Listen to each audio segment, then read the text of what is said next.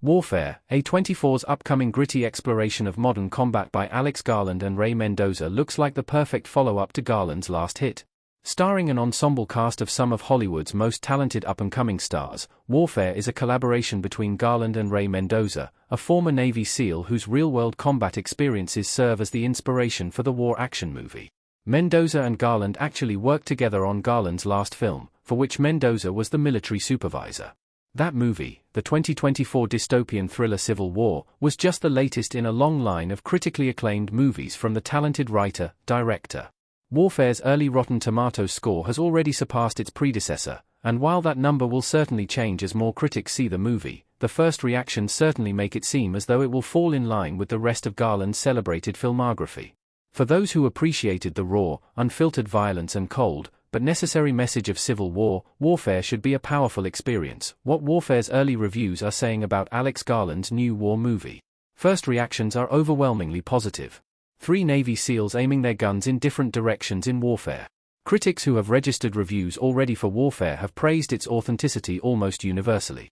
Between Mendoza's real-world experience and Garland's unparalleled filmmaking skills, the duo seem to have created one of, if not the most accurate, depictions of the emotional and mental strain of modern combat.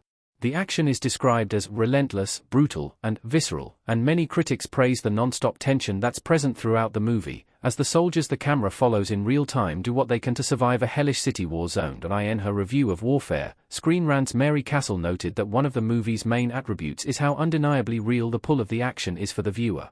Framing the movie as if it's happening in real time creates a unique, immersive quality to the events, and ratchets up the intensity for the viewer. The authenticity and honesty of the movie is also a common point of praise. While there is no overt anti-war messaging, the experience depicted in Warfare should have that natural effect on moviegoers. The movie strips away the political and philosophical questions during its runtime to shine a light on the oft-forgotten reality of modern soldiers.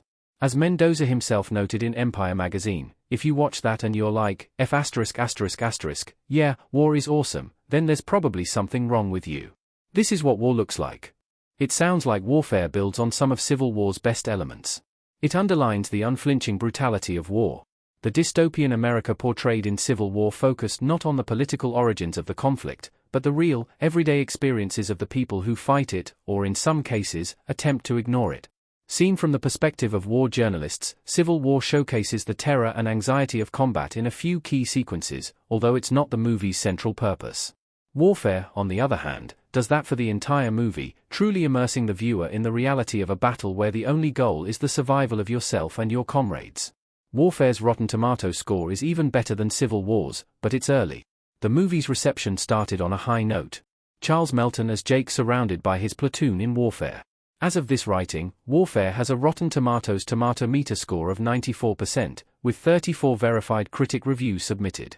While that's not an indication of every critic praising it as near perfect, it is an indication that nearly all critics have given the movie a positive review as opposed to a negative one.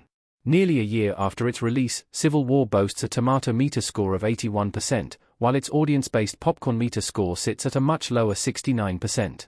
That's not unusual for Garland, as his elevated concepts and elite filmmaking prowess aren't as appreciated by viewers with a less discerning EYEAS. Warfare doesn't hit theaters until April 11, 2025, with early screenings on Thursday, April 10. There will certainly be changes to the overall tomato meter score.